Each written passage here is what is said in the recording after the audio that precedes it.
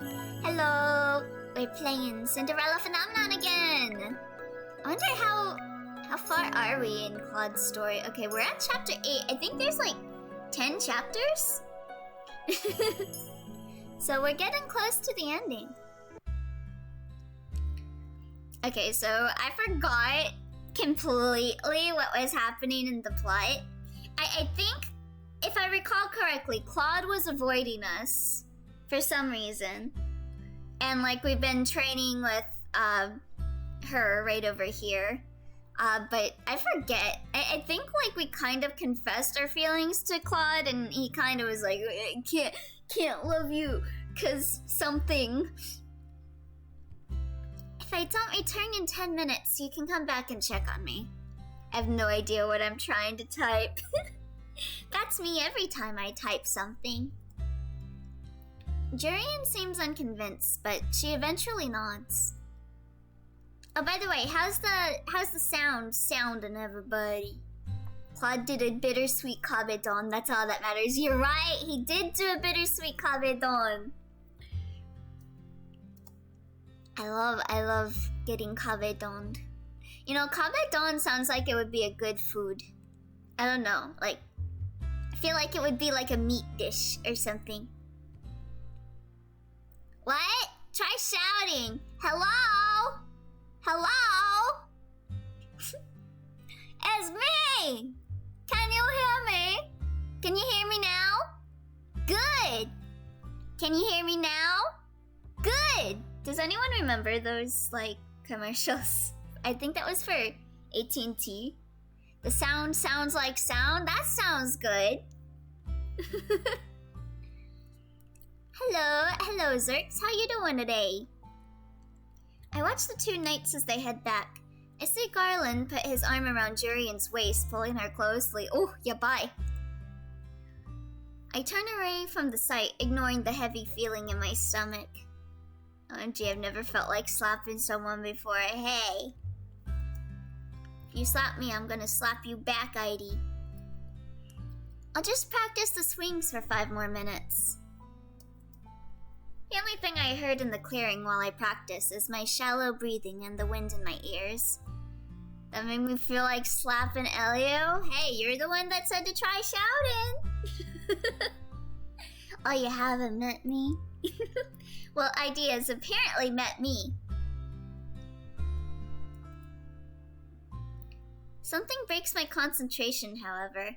I see a glimmer of color in the forest and I instantly stop. My hands growing tense on the wooden sword.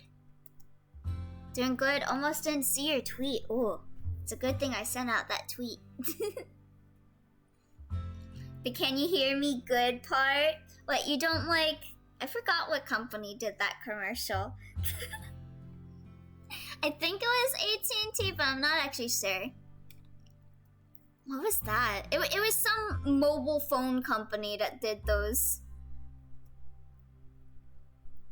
I glance around at my surroundings, and then I freeze when I feel a hand on my shoulder. Yeah, for those that don't know, there used to be like this mobile phone company that used to like have a bunch of like commercials that was this guy that was just walking around and he's like, can you hear me now?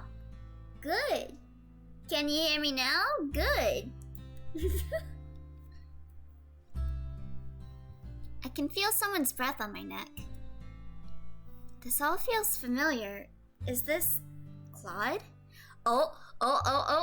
Turn and point your sword at him. Oh my goodness. No, we're not gonna do that. Unless it's the right option, but I feel like put your hand over his is more romantic. And I don't want to potentially get stabbed. Like, as a reaction impulse, he'll be like, what? Takes out his sword, plunges it into me. Actually, I wouldn't mind that either. I recognize this hand. Claude? I left one hand from my sword to touch his hand. The breathing behind me hitches and then stops as the hand slides off my shoulder. I turn to face him, raising my sword in readiness, but by the time I have turned around, Claude already has one hand on my wrist, the other on the edge of my sword. I don't want to potentially get stabbed, that's a hot take.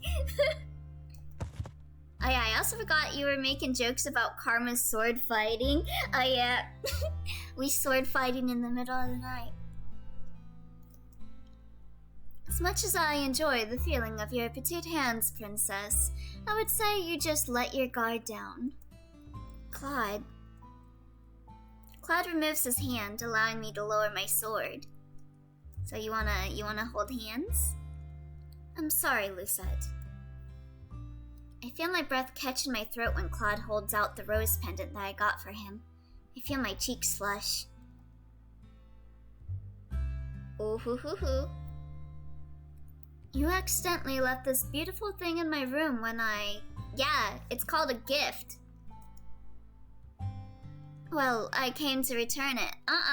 Nope, it's yours. Return it?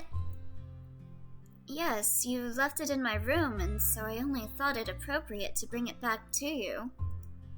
Does he really think I left it there on accident? Why would I leave it in your room on accident? I can feel my cheeks blush. Wait, sorry, not this time. Try! What? I bought it for you, and I wanted to give it to you, but you were acting so strangely, and... Claude's eyes widen, the surprise clear on his face. Lucette, you bought this for me? Yeah, I mean, your whole image is like a rose, so I thought you would like it. Why does he look so shocked? Claude looks at me in awe for a few moments. His eyes go back down to the locket. He traces a finger around the intricate shape, his eyebrows slowly furrowing. I thought you were such an asshole that you would never think about giving someone a gift. It's to thank you for everything that you've done for me. Lucette, this is beautiful.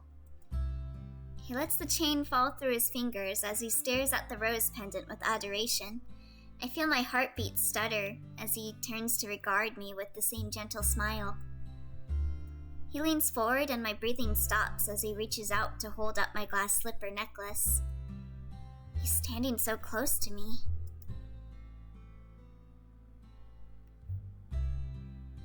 You really are a good person, Lucette.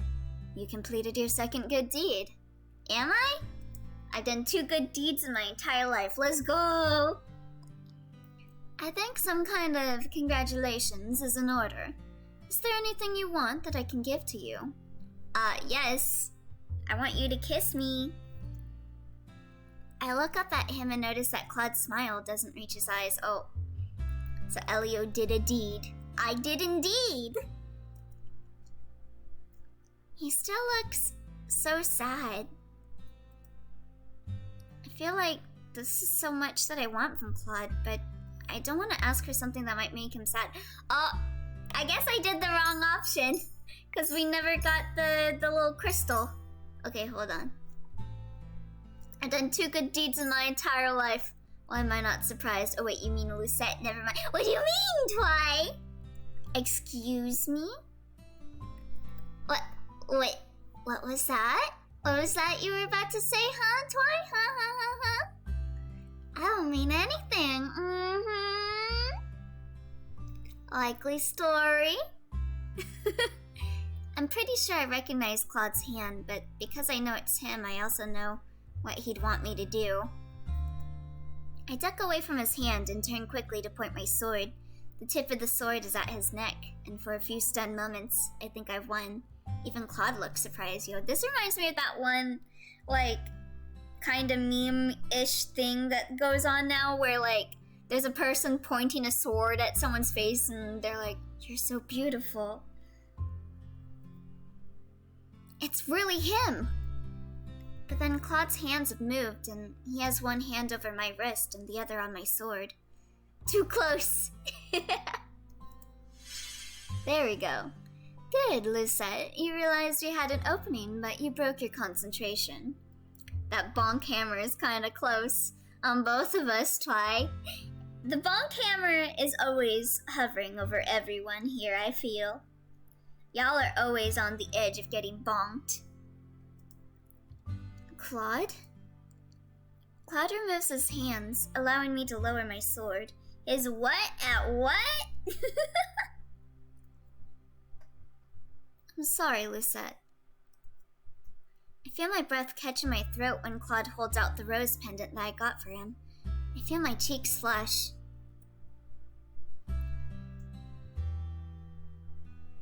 And not those kinds of cheeks. Okay, let's skip through this, since we saw this dialogue. Okay, both of these are good options. Like, I do want a hug, but I also want him to smile, like, actually legitimately smile. Because he's, like, not smiling with his eyes. I want him to feel, like, legitimately happy. Does that mean when Sephiroth points his sword at Cloud, he's saying, I love you? Yes. Yes. I want you to smile. Claude looks at me, his expression puzzled. He chuckles softly. But I am smiling. You're not smiling with your eyes. You're smiling with your mouth, but not your eyes, which I guess that would be difficult, because, like, eyes don't have mouths, but you know what I mean. No, I want a real smile. One that isn't so sad. Ah, you saw right through me. We've been partners for long enough. How about this one? Ship. He smiles a little awkwardly, and the quick of his lips look more embarrassed than bright. Oh, he's so cute. I raise an eyebrow in confusion. No need for that look, darling. I really do appreciate your worry for me. Karma suddenly stops, eyes wide, puts his hand on his chest and takes a step away from me, his fingers clutching at the fabric of his shirt. Huh? What was that? Huh? Claude has a pained expression on his face, only making me more anxious. Not now. Claude, are you okay? What's wrong? Lucette, don't worry about it. He lowers his hand with the pained smile slowly fading from his face. Says little to reassure me. Was it my fault you were locked in your room for so long? He just looked so pained to be anywhere near me. No, most definitely not. I was feeling under the weather. And also bitter. Did you drink too much coffee? Bitter? Why would he feel bitter? But it's not for you to worry about, darling. For now, we should head back. It's late and you need rest. I just got back from patrol, so I would like to rest as well. Is there anything else I can do for you? No, sweet Lisette, you've already done enough for me. But I want to do more for you, like marry you. He clutches the rose locket to his chest and sighs out a little with a gentle smile. The smile feels real to me. This is a beautiful gift, and I will treasure it always. Thank you, Lucette. Now, shall we head back? I nod at him, and we silently walk back to the March-In. When we make it back to the tavern, I feel tired, but also lighter than I have for weeks. Claude wishes me a good night before slowly walking off to his room, holding the rose locket I gave him tightly. What's going on with him? I gently take Karma's hand. Today I'm walking around town to do some errands with Claude. It's been a while since we've done this.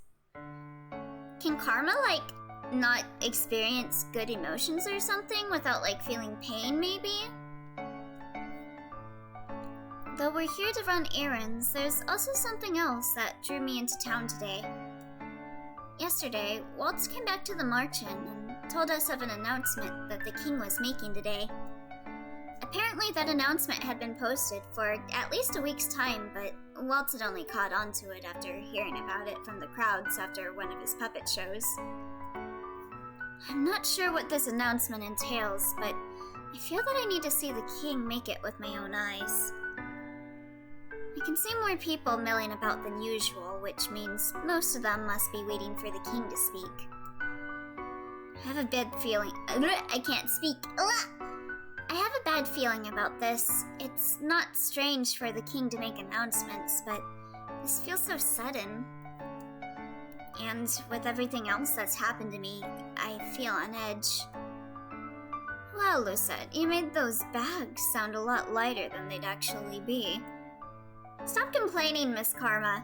You get valuable experience out of carrying bags. Yeah, it gives you a little workout.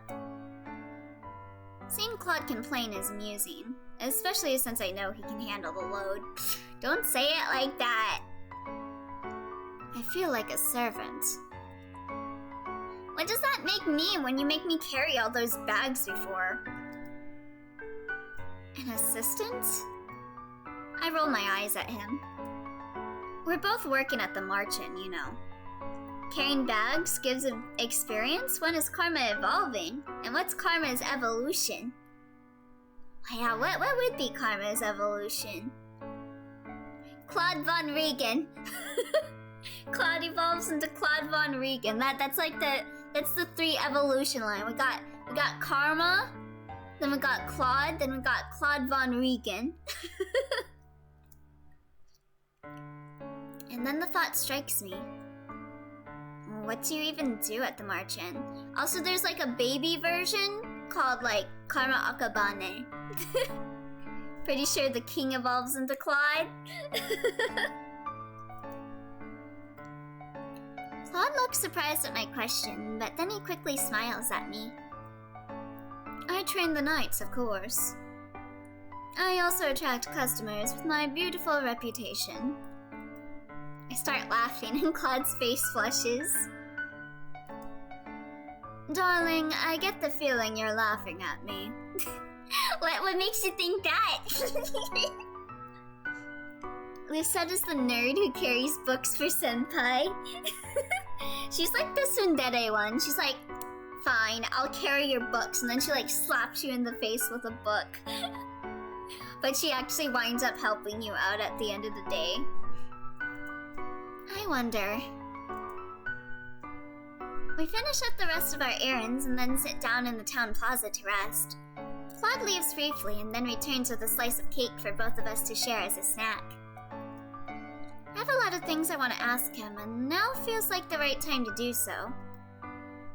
May I ask you a question? Of course, darling. Anything. Do you enjoy dressing like a woman? I don't mind it, really. We stan. I appreciate the beauty in anything. You girls get to wear quite an assortment of lovely dresses and makeup. It's quite beautiful. I feel more comfortable in my own clothes, but I don't mind dresses. I guess if you've had to wear a dress for so long, you get used to it. I have another question. And what would that be? You wanna go on a date? When I was in your room the other day, you spoke about a woman. Were you talking about the witch who cursed you? For both of us to share as a snack. Lucette finally admitting Claude is a snack. He ain't just the snack, he's the entire Thanksgiving dinner. Oh no, the woman I was talking about. He suddenly goes silent and lowers his head. His expression fades into something more melancholy. I feel my heart lurch. Maybe I shouldn't have brought this up. Every queen is a queen.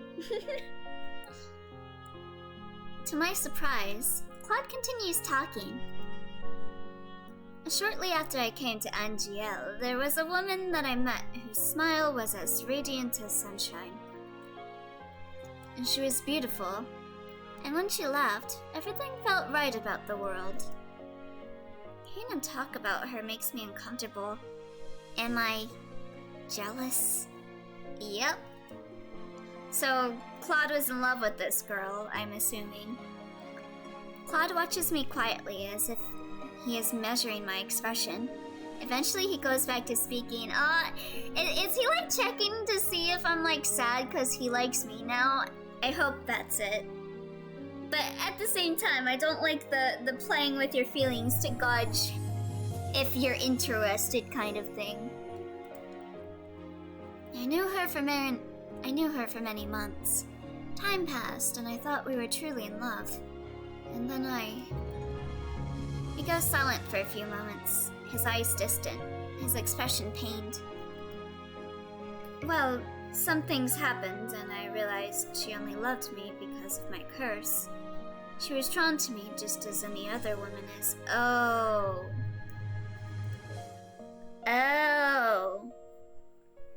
So that's probably why he's like reluctant about us too, because he probably thinks maybe the curse is, well, the curse doesn't impact us, though. She seems so genuine in comparison to the other women, but in the end, Claude trails off and lets out an exasperated sigh. Yeah, for those that don't know, Claude has a curse put on him by a witch, to where he makes like any girl fall in love with him. You were truly in love with her? I was. I've dated many women, but I've never fallen in love with someone who had honestly loved me back. So then, the last person he loved was that one woman. Claude looks at me, and for a few moments, he doesn't speak. Lisette, do you mind if I ask you a question? No, I don't mind. Have you ever loved anyone? I mean you, but I ain't gonna admit to that. My mother, of course. I was referring to a romantic kind of love. Yeah, no, nothing like that. Romantic kind of love? What does that kind of love feel like? Allow me to enlighten you. He smiles at me, and it's surprisingly genuine. It can feel simultaneously like floating and sinking. Your heart stutters and you worry about small things, about offending this other person in some way. You wonder if they'll like what you're wearing, or if they would prefer a sandwich to a casserole when you treat them for dinner. You begin to find beauty in all of the things that they do. Their presence makes you feel complete in a way that you had never thought of before. You try to imagine life without that person and find that you cannot. To even consider such a thing is painful. So much so that it feels like it might break your heart. Claude continues talking, but my mind's already whirling. Though he phrases things in a way that still feels unnecessarily dramatic, I feel a tinge of familiarity. Yeah, I was about to say, some of the things that we experience with Claude sound like what he's explaining. The things he's describing, those are the things I feel when I'm with him. Before I can say anything, we hear the sound of hooves, and the both of us turn. I see a procession of knights, along with the king on his horse. He normally rides into town like this, but today he's not smiling, and there are way too many knights riding with him. Is that Sir Alcaster? Look at this dude. The fucking nose man. Probably a coincidence. What's he gonna do this time? I still remember you from the last route I played. Let's go find a place to stand and watch. The king on his what? Oh, horse. Never mind. Wait, what'd you think that said? As you wish. Claude walks with me into the crowd gathering around the king, and we find a spot to spectate at the very edge, closer to the alleyways. My beloved citizens of Angiel, I have come before you today to make an important announcement. What's with that smiling emo, Twy? You're gonna keep me up at night wondering what the hell Twy misread. Ugh. Ever since I was given this crown, I have sworn to live my life for the people, and to rule in all fairness, so that our kingdom could enjoy great peace. The crowd breaks into applause. Like, the first thing that comes to mind with horse, like a misreading of horse, is like...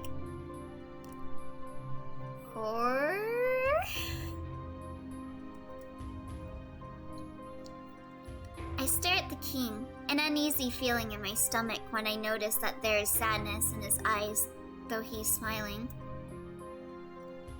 Then I notice Sir Alcaster appears to be hiding a smile. Look at the swarmy dude. Me? Not being straightforward? 24/7? Come on, twat. I'm gonna become like a kid, like having a tantrum here. What did you misread? I'm so curious. I don't like where this is going. The king's speech goes on for long minutes after that, with him detailing the commitments he made, the goals he set, and finally, his love for the people. The audience around us claps and cheers, but Claude and I are silent. Something is not right. I nod in response. To this day, I keep this promise. I would never break this oath, for it is the foundation on which I rule. The audience claps again, but I'm silent, watching the king intently. What's going on? Unfortunately, the unwelcome news that I bring to you today gives me reason to hand this foundation over to someone. Wait. He's giving the crown over to someone else? I have fallen terminally ill. The king's proclamation is met with shocked and angry chattering from the audience. Oh shit. I didn't actually misread, but it was something that could have been misheard, so I'm pretty sure you figured it out. So it was whore. King riding on his whore. I see. Bop. But I guess I should bop myself too for thinking that. I can't hear anything that's being said over the cacophony of voices, but I know that the audience is dissenting. I stiffen as I stare at the king. He's lying. I can tell by the firm set of his jaw and the way his eyes flicker around the crowd faster than they ought to. Oh, is he... He must be being threatened then. Probably by Alcaster, since Alcaster's sitting there like a smart-ass grinning. The king's lied to me so many times before that I can recognize when he does it. I know that this unfortunate news must come as a shock, but this is an illness for which there is no cure. Why the fuck you lying? Why you always lying? Oh my god. Stop fucking lying! As for the question of my successor, he trails off for a few moments, and I think I see something in his eyes that hints at urgency. I'm not sure why. Crown Princess Emmeline is unmarried and still too young to rule on her own. What about Rod? I think Rod's younger. I feel a pang of irritation and confusion. Another lie. Emmeline could rule just fine with the help of Sir Mithros and the others. After much thought, I have come to the conclusion that our kingdom, which still continues to face danger from the witches, is best put in the capable hands of the commander of the Order of Caldera, Sir Alcaster. What the fuck? How the fuck is Alcaster gonna rule over the kingdom? This bitch. What? I cannot hide my shock. The rest of the audience reacts similarly, their sudden outburst a testament to the confusion. Like, literally look at him! He looks swarmy, he looks evil! By becoming king? Huh. While I will be providing support and assistance from the sidelines, I cannot in all good grace continue to wear this crown when I know I cannot serve my people as they deserve. You bitch! Simply put, I believe that the witches have gained more power in the recent months, and that Sir Alcaster is best suited to deal with these conflicts. On what value? What the fuck has Alcaster done? Other than probably manipulate you? The fairy tale curse runs more rampant these days. and there have been more reports of incidents involving magic.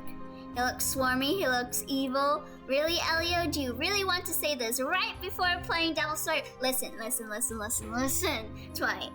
Listen, now you may look swarmy, he may look evil, but he's my little meow meow, okay? I'm problematic, I understand. The murmuring continues, except now the townsfolk sound panicked.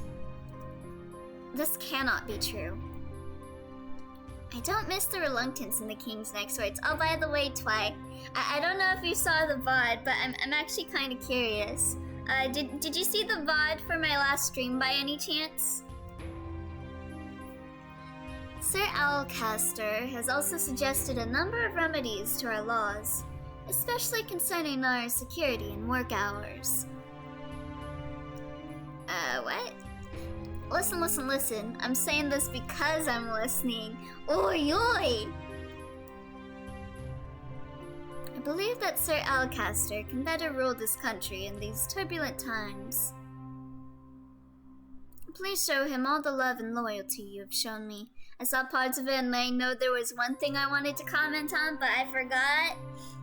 Oh, how could you, Twi? I even made sure to name you, specifically. That's the first time I've ever heard someone call someone their little meow meow. Yeah, I will unironically say that now. He is my little meow meow. He's the problematic fave, okay? That bastard. Claude has a foul expression on his face, and his words feel heavy, even in a low whisper. Kitten is fine, but meow meow. Listen, I don't know. Kitten? Every time I hear kitten now, like I used to think kitten was like a cute name to give someone, but now kitten just feels like Discord mod. Ah, yes, my little kitten. At least meow meow sounds funny. I know the king. He takes every duty upon himself, and he would never hand his crown to someone else. When Sir Alcaster comes to stand on the podium, he silences them with a glare. Ah, citizens of Angiel, I swear to you that I will serve you as well as Gennaro has. That being said, I also believe some changes will need to be made. I'm going to become a dictator here, you see? Rule with an iron fist. I know I left you hanging, but you can't leave me hanging. Yeah, I mentioned you by name during the stream, thinking about what you would respond to a certain thing, but I guess I'll never get that response. Kitten sounds like Discord mod. I'm sorry, what kind of mods do you have? Not my mods. My mods are good. You know those other kinds of mods, you know. Sir Alcaster continues to speak. I keep that word for a certain part of the body, not Elios. Wait? Nani? A certain part of the body? Wait? Kitten sounds like a name for a sub, to be honest. Yeah, that definitely does sound like... Well, that definitely does sound like a kind of name for that. Probably in those RP Discords Elio is part of a long time ago. Yeah, pretty much. Yeah. Hit it on the head right there, ID. I think that was bonk-worthy. Yeah, what is the body part? Wait, what? I was talking of two different subjects, Nani? He mentions things like curfews for safety, extended work hours, and additional taxes to go towards the knights, but I'm slowly beginning to block out the drone of his voice. What's going on? Alcaster must have done something to force the king into this charade. The king stands behind Alcaster with his hands clasped, his eyes alert, but there's a helplessness to them that I've never seen before. The first one was bonk-worthy, and I'm pretty sure you could figure out, and the latter was a response to the Discord mods question, I think. The first was meow. Meow Meow being a certain body part, and the second was the Discord mod clout. I see. I understand now. Yeah, that's a bonk for you. Yep, that is definitely bonk worthy. It isn't long before the crowd's unsettled murmuring becomes agitated whispering. I'm stunned when Claude cups his hand to his mouth and starts shouting. There's only one king. King Gennaro. Claude grips my hand and starts leading me around the outskirts so that people cannot spot him as he continues his shout. Hey, imagine if it starts hissing and purring. Oi, oi, oi, oi. That. Go to horny jail ID. The crowd begins to chant along with Claude, and then they draw nearer to the stage where my father and Alcaster are standing. There's only one king, King Gennaro. There's only one king, King Gennaro. Let's go, Lucette. Yeah, that is terrifying, especially the hissing. Ooh. Oh, jeez. The crowd is right next to the platform now, and the chant carries on. Claude pulls me behind him, but my mind is on my father and on his desperate eyes. Hours later, the Marchant's Tavern is chaotic. People are talking over each other, trying to relay the scene that they saw in town today. Every visitor here is talking about what they witnessed. I've been in a corner of the room this entire time, trying to understand everyone, but failing. Delora and Parfait are not here to calm all this chaos. Yo, I like this song. This song sounds really good. Like, yo girl, what are you? Why especially the hissing? I feel like purring is especially concerning. Listen, I would comment on my thoughts about that, but you guys would bonk me. Like, legitimately, like... Hey, princess, how are you feeling? I almost jump when I hear Rumpel's voice. Surprised? I can feel when a damsel is in distress, milady. Meow Meow will give you toxoplasmosis. That's cat scratch fever. Oh my god. I'm really not in the mood for your flirting, Rumpel. Oh, my apologies. I thought you might have wanted some cheering up. Where's your partner? We'll bonk you even if you don't. I think I know what you were thinking of, Elio. You don't know me. You don't know me. Okay, here's what I was gonna say. Purring isn't as concerning because there can be like the sound of vibrations coming from down there occasionally.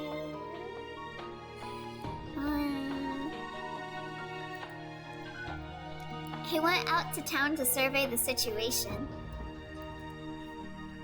Karma doesn't do anything around the tavern, but he does a whole lot for you, doesn't he?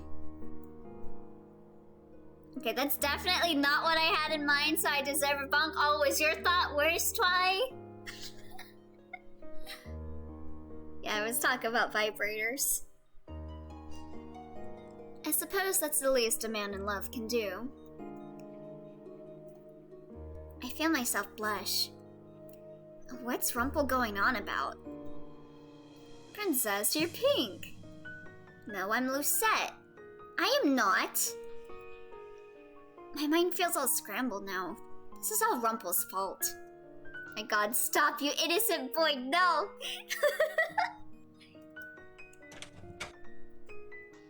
Thankfully, before Rumpel can continue talking, the door opens and Delora walks inside to call all the Marchand boarders into the reception room. When I step into the reception room, I'm surprised to see two familiar figures standing beside Parfait. Emmeline and Rod. I mean, it says lewd, but the logic was very different. Now I'm curious. Both of them look downtrodden and discouraged. Everyone is noticeably shocked as they step inside. Did they get kicked out of the castle? The prince and princess, where did they come from? What's happening at the palace? What of Queen Ophelia? Isn't she dead? We need silence in the room, everyone. Oh wait, no. I got her mixed up with Lusette's mom. No, Ophelia's fine. Or she should be. Totally random question. When do cats purr? That's all I'm gonna say. When they get pet? Oi, is that what you were talking about, Twy? Also, I think one of my family members is cooking because I smell like cookies. Oh, I'm so hungry. Delora raises her voice, effectively causing everyone to pause. She glances at Parfait, who nods, then turns to look at Rod and Emmeline. What, me? I could never do such a thing. You say with your cat emote. I see you, Twy. I see you loud and clear. Princess Emmeline, if you would tell everyone what you told Delora and I. Sometimes cats do purr without padding. Yeah, like if they're in the sun and they're having fun. The room is unnaturally quiet as Emmeline begins her story. She starts with the events of 1 week ago. I remember my cat would purr a lot whenever she would like sit on the windowsill out in the sun. Because she was just always happy being out in the sun. Oi. Oh, that's all on you, not me. You're the one that started it, Twy! Well, actually, I guess it's me that started it, but... as long as they're chill, they would purr. In the middle of a family dinner, Alcaster burst in with soldiers and seized her. Rod and Ophelia in front of the king. What the fuck? Sir Alcaster said that if the king didn't hand over his crown, he would kill us. What the fuck? You're the one who said, wait, actually that was me. Hey. It's all our faults, okay? It's every last one of your faults. Including mine. I had no idea a coup would be staged. The 3 of them were taken down to the prison cells and Ophelia taken to a separate cell. Sir Fitzgerald helped us escape, but only just barely. Oh, I remember what I wanted to say about the your time to shine thing. Oh, you remember? Fritz, are you openly disobeying your father? I hope that he's safe. Alcaster wanted to kill the king. I'm sure that he still will. But he has no reason to. The king's already handed over his crown. When you were talking about the first ending you got, I was sad that you didn't make any Dimitri jokes. Kill every last one of that's the only thing you remember what you wanted to say? Really? I'm sad. You make me sad, Twy. Disappointed. Just as disappointed as you were that I didn't make any Dimitri jokes. I speak before even realizing. Everyone stares at me, including Rod and Emmeline. Alcaster is a foul man. I only think he usurped the throne now without violence because he wants less resistance from the people. He never spoke up to my father before. Remind me not to send sussy links, which I might by accident. Oi.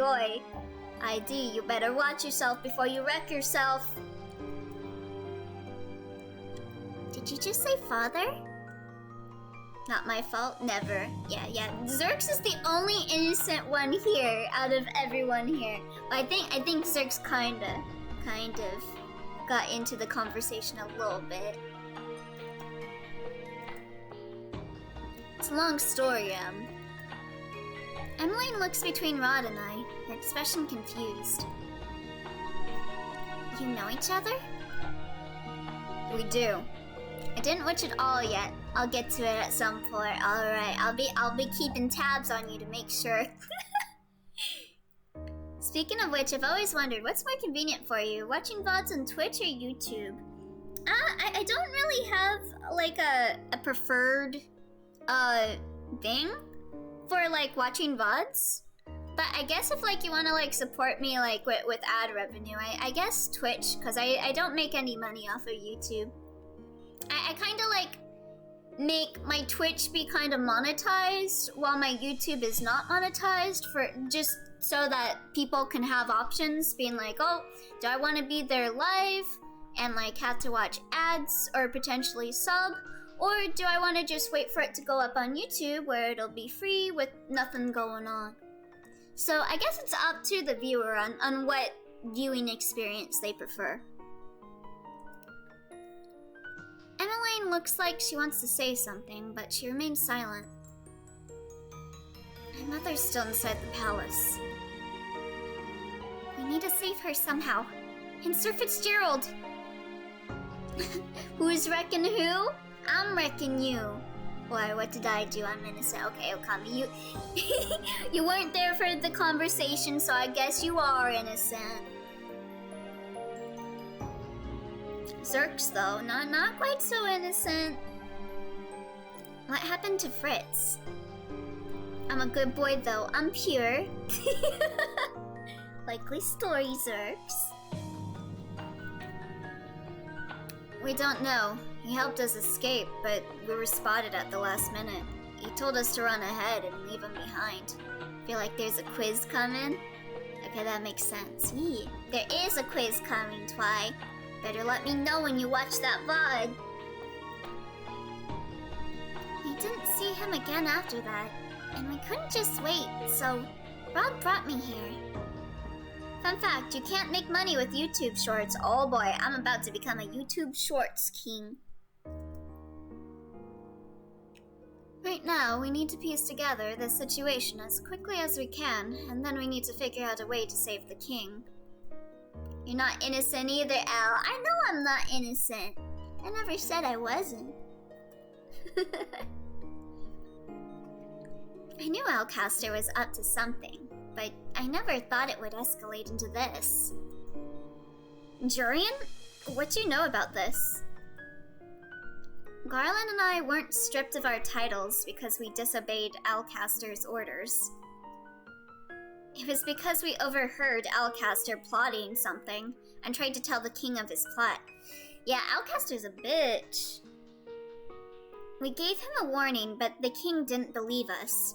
Not with Alcaster and Mithros whispering in his ears. The king didn't think Alcaster was possible of such a betrayal. He thought we were trying to turn him against Alcaster for our own gain. And so Alcaster stripped us of our titles and banished us from the place. Yeah, why are you calling me Alcaster, though? I love this bit you always do, Ty. You don't want to be Alcaster. Lady Parfait found us, and while we were happy to help out at the tavern, we also intended to eventually do something about the mess in the palace. Also, can you guys give me a second? I want to check to see what my family's doing, because I'm smelling something. And it smells good, and I want to see if I can steal something. Alcaster sounds like a bad TV channel. Welcome to Alcaster. Channel 69. Okay, I'll be right back.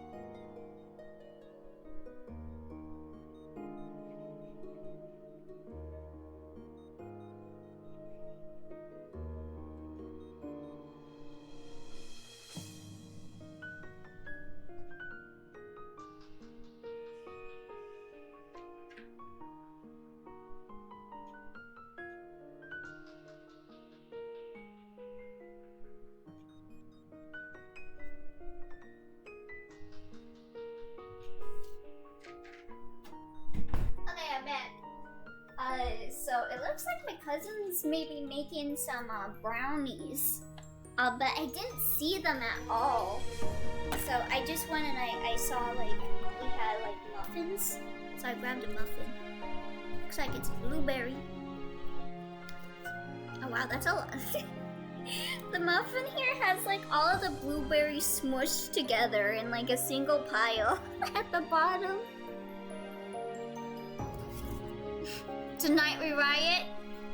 What were you guys doing?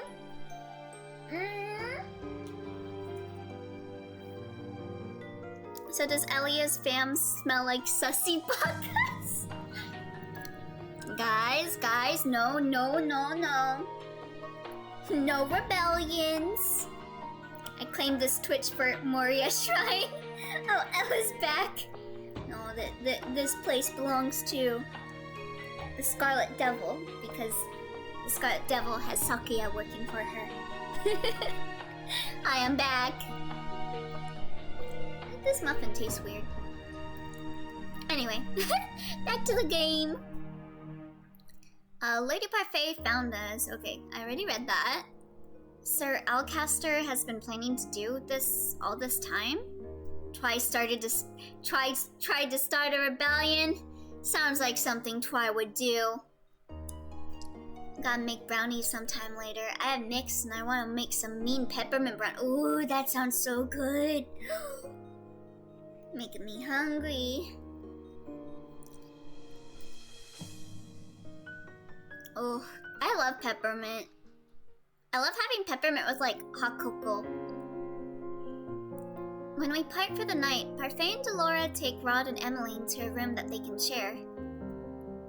It's been decided that they will be harbored here at the Marchen, a place that Emmeline apparently knew about but never came to because she wasn't cursed. Well, Rod did say that his family knew he was cursed. Sounds like something Twi would do. I mean, true, but hey! Oi, oi! I noticed Emmeline looking at me many times throughout the night, but she never asked me anything. Is she like maybe regaining her memories or something? The next few days are a muddled mess. Everyone's busy trying to find out what happened and what can be done to help the king. I'm sweeping the tavern half-heartedly one day, my thoughts on everything but my chores. Everyone's been trying to do something to help out the last few days. Though I've gone on quite a few trips into town with Claude to search for information, I haven't been able to find much. I put peppermint snaps in my cocoa. Ooh, that sounds so good. God, I want some hot cocoa now. I think I have some hot cocoa. I think I have white cocoa and like Lucky Charms hot cocoa still around here. Hopefully. I feel so useless. I'm finally on my break, so I decide to go into the reception room to rest. When I step inside, I notice Emmeline sitting on the couch. She waves me over as soon as she sees me. Oh, thank you for the hydrate, Okami. I was just thinking that I wanted to hydrate, so thank you. And you know what? I'm gonna take a little bite out of my muffin here, too. This muffin tastes weird.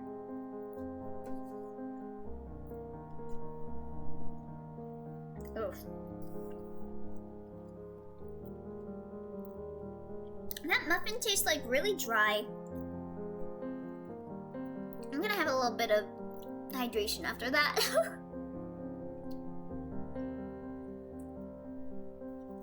Ugh. When I step inside, I notice Emmeline sitting on the couch. She waves me over as soon as she sees me. She hasn't really openly spoken to me since she had been here. Parfait and Delora have been trying to hide her so as not to cause a ruckus in the Marchen. I got some Chinese medication for my stomach at least. Oh, are you having an upset stomach, ID? I hope the brownies and muffins are normal and not edibles. Knowing my cousin, she probably would have edibles. That muffin is sus. It's actually a cupcake. You know, I wouldn't be surprised, honestly. It looks like it's made out of like, what's that like thing of bread? Forgot what it's like a specific kind of bread that you like make those squares out of. I forgot the name of it. But it tastes like that. A flour? No, not flour. It's like a specific type of bread. I don't know. But yeah, I hope you're doing okay, ID Low. She hasn't really spoken. Okay, I already read that. Rumors are dangerous now. You're Lucette, right? Yes. Rob told me about your curse. He said that you're the king's blood daughter. I'm really sorry. I'm shocked by Emmeline's sudden outburst. What? Yeah, just getting the meds on just in case. Oh. Do you mean heart attack? Let me see. Heart attack? No, not that one. It's more like a bread. Like soft kind of. It's got like a little bit of like a hard bottom to it, but it's soft. But it's very dry. I forgot what the name of that bread was. I didn't mean to, but I took your place. No, not a baguette. Not a baguette.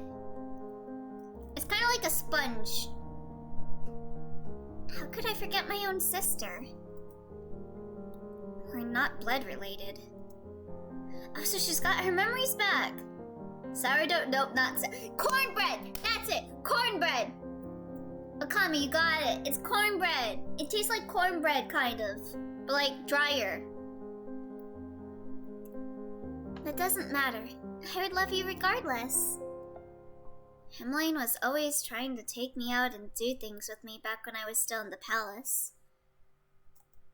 I distanced myself from her because I thought the king loved her more than he loved me. I still think that maybe he does. We weren't close. What does cornbread look like? Cornbread is great when not extremely dry. Yeah, that's the unfortunate part about this. It tastes like cornbread but dry. Here, I'll show you what cornbread looks like. Here. But yeah, the muffin I have looks like cornbread. Here. Save image. Cornbread. This is cornbread. This is cornbread right here. Cornbread is usually squarish and yellow, yeah. This is cornbread. But yeah, it tastes like this, but like very dry. I hate when I hate like muffins and like all that are dry. Gotta be a little squishy. It looks like Calorie Mate. Calorie Mate? That sounds familiar. Calorie Mate. Have I had one of these? These look familiar. I know how I know these. Cause of the fucking... Yeah, I just looked up Calorie Mate. I've never had these, but I know it from the fucking Metal Gear memes. We weren't close. I barely spoke to you, or to Rod. Didn't he tell you that? He did. Calorie Mate is also dry. Calorie Mate is okay. Not as good as cornbread? But perhaps now we can turn over a new leaf? Emmeline's as stubborn as always. I have more things to worry about than being her friend. I have to go. I walk off before the conversation can continue.